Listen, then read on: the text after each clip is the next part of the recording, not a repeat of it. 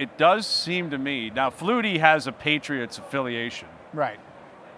I get the sense it's swinging to the Patriots, and I don't know if I think that's fascinating, Brian. Like, how does it go from high-powered Hawks team, like run and gun, and they're going to put up a bunch of points and they're unstoppable? How does the swing happen outside of the two teams that are playing? Well, I think it's actually dangerous to do this, but I think the reasoning is people are falling on history. And they're saying, well, remember when Brady and Belichick were huge underdogs? I think that is completely idiotic to fall back on that. It's 4.5. Doug Flutie brought it up. He was like, the Rams were there with the greatest show on turf with Kurt Warner and all of his weapons. This is totally different. It's a completely different team. Why would you draw that comparison? I find that to be insane. Well, I think because there are some similarities. Yes. Right, in terms of May being a young, unproven quarterback, Brady at that time, young, unproven. Now, that spread was crazy. I want to say it was 13.5 or 14.5. Really? That bad? It was a massive spread in favor of the Rams. Everyone thought they were going to blow the doors off New England because no one trusted the young quarterback, the coach that hadn't won as a head coach before. So I think I look at it like Vrabel's got, some Belichick features to him. May has some Brady features to him. They got a really good defense that's cooking right now. And I think the Patriots and Vrabel are going to feed off the underdog narrative. Now, how much does that work? I'd ask you guys as pro athletes. When your coach is yelling at you, no one believes in us, where do you draw the line between, okay, I'm going to use that as inspiration, and where does it cross over to the other line where it's like, yeah, no kidding. Neither do we. We're not winning this game. Like, we know we're not. I think the underdog role only takes you so far. I've told you so many times about playing against the Detroit Red Wings in the finals where we won the first game of the series, and it was like, maybe we're not the underdogs. Maybe we can do this. And then all of a sudden, the next 2 or 3 games, they completely crush your soul, and you're like, we weren't even underdogs. We didn't have a chance. Thing is, though, this is one game. You're right. That is where it's completely different. Somebody has a bad quarter. There's a fumble out of nowhere, a bad call. We've seen the refs, get involved or not get involved. This is why I think people are starting to waver. They've seen things that they don't like. People have been complaining about the reffing all season long. Yep. What if the refs factor in? What if a fumble out of nowhere, a bad, an errant throw, and all of a sudden all hell breaks loose? Like that's the reality of it, Noodles. You got 7 games, or 4 games. Yep. Here it's 1, and you that's have no the nature idea. Of the game. Somebody has a bad day. Yep.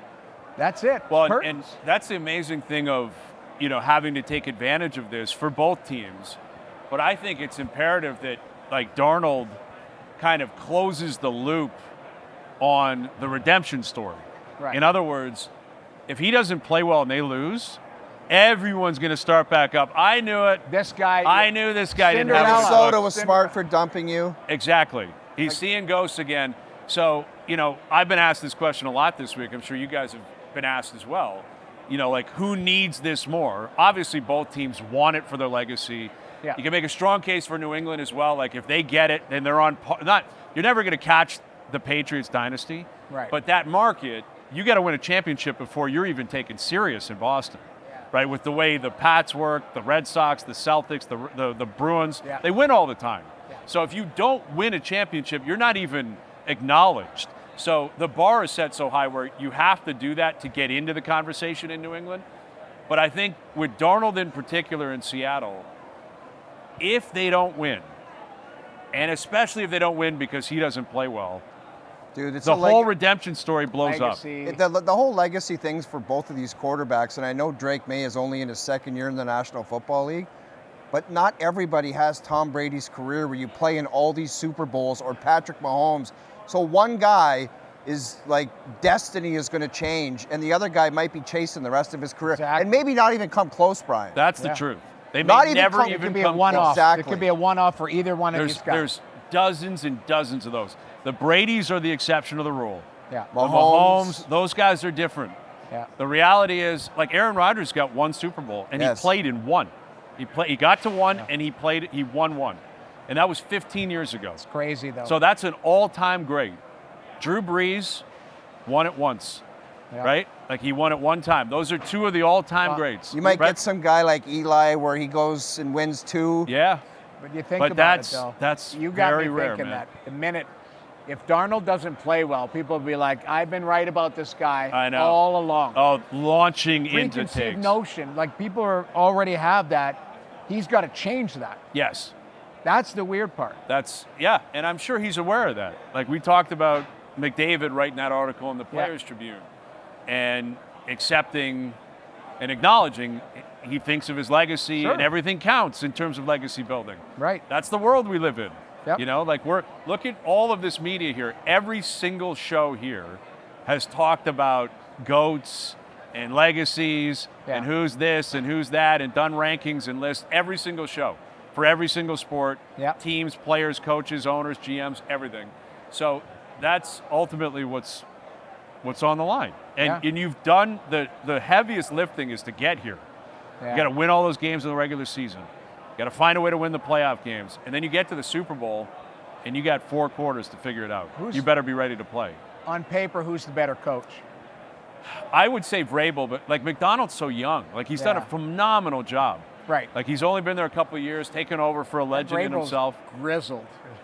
And I think that factors in significantly. I think the fact that he's been a winner as a player, he's been through this before as a player.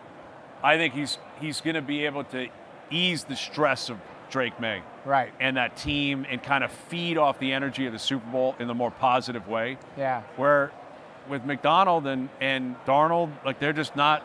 They don't know. But it might. They might be. They don't know. So green, not so green. That's the wrong word. But it might not overwhelm them. Yes. It's just, hey, go play and. I don't think Vrabel will be overwhelmed. Right. He's going to. Now it doesn't mean they're definitely going to win. Right. But I don't believe he'll be overwhelmed by the moment.